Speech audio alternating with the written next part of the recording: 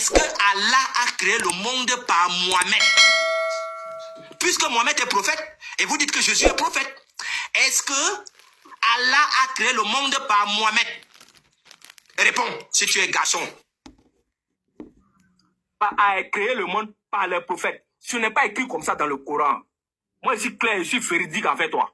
Ce n'est pas écrit comme ça dans le Coran que Allah a créé le monde par les prophètes. Mais Allah Zawadja, lui seul, il dit quoi? Il est le créateur des cieux et de la terre. Et quand il veut une chose là, Allah n'a créé le monde par ses prophètes. Je t'ai répondu. Vas-y, répondez. Jésus est prophète, Jésus est ceci, oh Jésus n'est pas Dieu. Ce n'est pas ta bouche là qui dit ça. Ta bouche là ne dit pas que Jésus est prophète. Maintenant, tu dis que Jésus, Allah ne peut pas créer les trucs avec un prophète. Mon ami, la tactique que je vais mettre en place à TikTok ici vous fera fuir. Tu dis que je ne savais pas que Yeshua allait venir avec cette tactique-là. N'importe quoi. Mohamed n'est pas prophète comme Jésus, comme vous le dites. Mais tu vas lire là aujourd'hui, mon coco.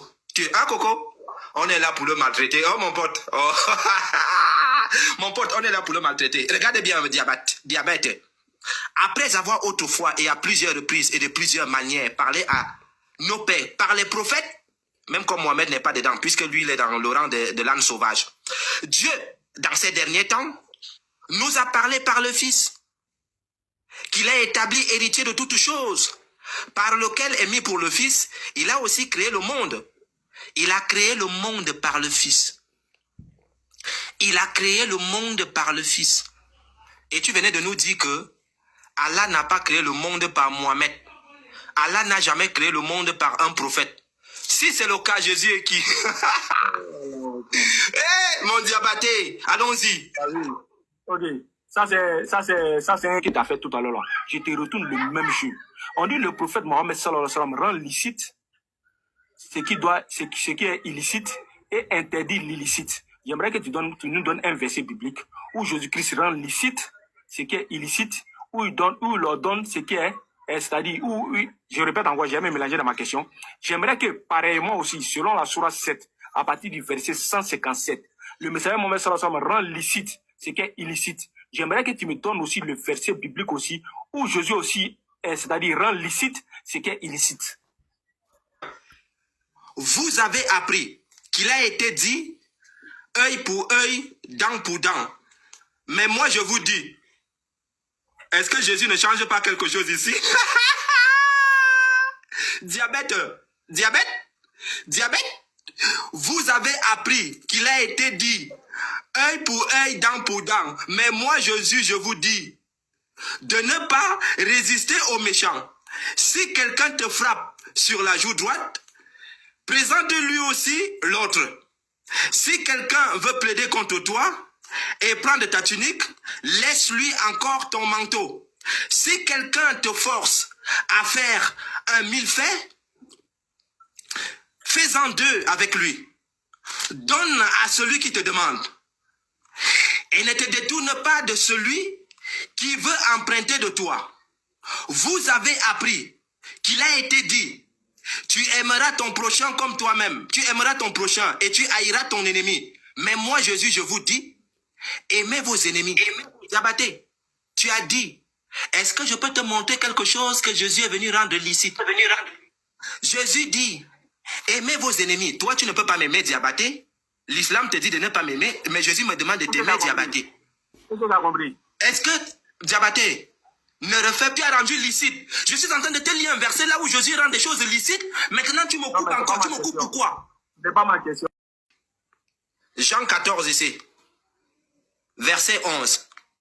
Jésus dit ceci, Diabaté, écoute bien. Hein? Croyez-moi, je suis dans le Père et le Père est en moi.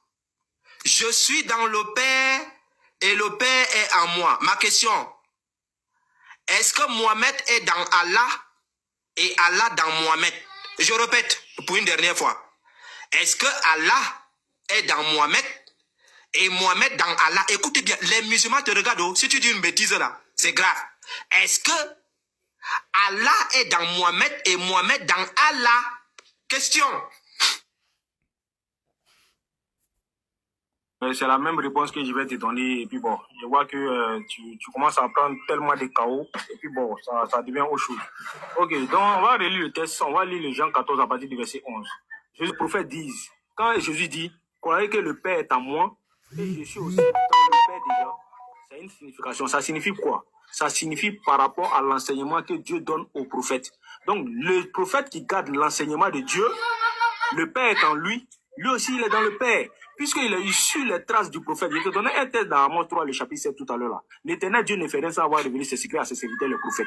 Jésus-Christ lui-même l'a dit dans Jean 12 à partir du verset 49. Il dit, le Père m'a prescrit lui-même ce que je dois dire et annoncer. Et je sais que son commandement est la vie éternelle.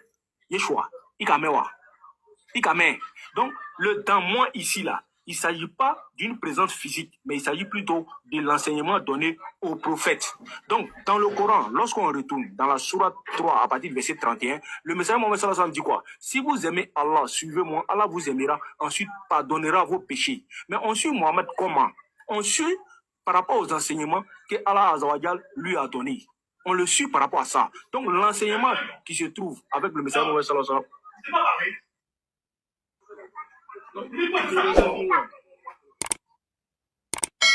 Yeshua. Oui. Bon, on va mettre fin au live ici là, tu vois, c'est compliqué quand tu n'es pas chez toi, quoi, tu vois. Donc,